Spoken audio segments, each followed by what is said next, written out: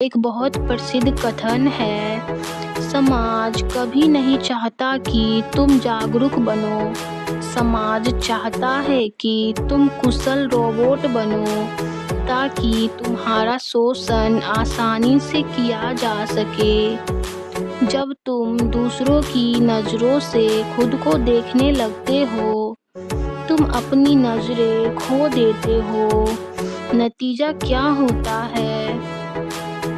हम समाज की नजरों में सफल और सभ्य तो बन जाते हैं, लेकिन अपने भीतर एक खालीपन को महसूस करते रहते हैं। हम एक ऐसी रेस में दौड़ रहे होते हैं जिसकी फिनिश लाइन का हमें खुद पता नहीं होता। इस पागलपन को समझने के लिए ओशो अक्सर मुल्ला नसीरुद्दीन या एक पुरानी सूफी कहानी सुनाया करते थे। एक बूढ़ा आदमी और उसका 12 साल का बेटा अपने गधे के साथ एक शहर से दूसरी शहर जा रहे थे। वे दोनों गधे के साथ पैदल चल रहे थे। जैसे ही वे पहले वाले गांव से गुजरे, वहां खड़े कुछ लोगों ने उन्हें देखा और हंसने लगे। वे बोले, देखो कितने बेवकूफ लोग हैं, अच्छा भला तंदुरुस्त गधा साथ में है और दोनों पैदल धूल में मर रहे हैं। कम से कम एक जन तो बैठ जाओ।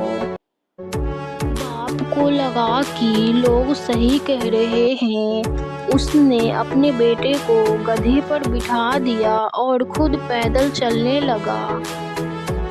जब वे दूसरे गांव पहुंचे तो वहां के लोगों ने यह देखा और वे भड़क गए।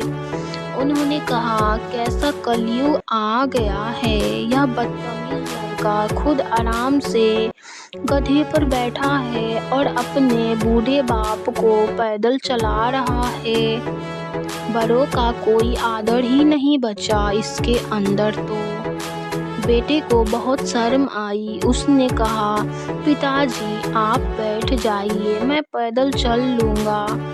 बेटा उतर गया और बाप गधे पर बैठ गया। तीसरे गांव में प्रवेश करते ही वहां की महिलाओं ने देखा और ताना मारा, देखो इस निर्दयी बाप को खुद राजा की तरह बैठा है और उस छोटे से मासूम बच्चे को इस चिलचिलाती धूप में पैदल घसीट रहा है। कैसा बाप है, कहा। यह सुनते ही अब बाप बेटा दोनों परेशान हो गए। उन्होंने सोचा कि लोग हर हाल में शिकायत कर रहे हैं, तो वो दोनों ही गधे पर सवार हो गए। चौथे गांव के लोगों ने जब यह देखा तो लाठियां लेकर आ गए। उन्होंने कहा, तुम लोग इंसान हो या कसाई, इस गरीब बेजुबान जानवर पर दो दो लोग लद गए हो, इसकी जान लेकर ही मानोगे क्या? अब बाप और बेटे के पास कोई रास्ता नहीं बचा। वे गधे से उतरे और सोचने लगे कि अब क्या करें। अंत में उन्होंने एक बांस मंगवाया, गधे के पैर बांधे, उसे उल्टा लटकाया और दोनों अपने कंधे पर गधे को उठाकर चलने लगे। जब वे अगली शहर पहुंचे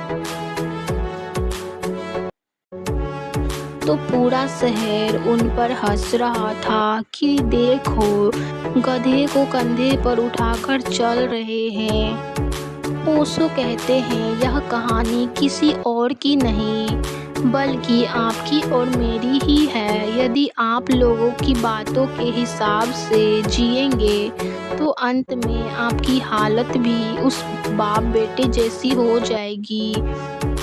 आप खुद गधे बन जाएंगे और समाज आपकी पीठ पर सवारी करेगा।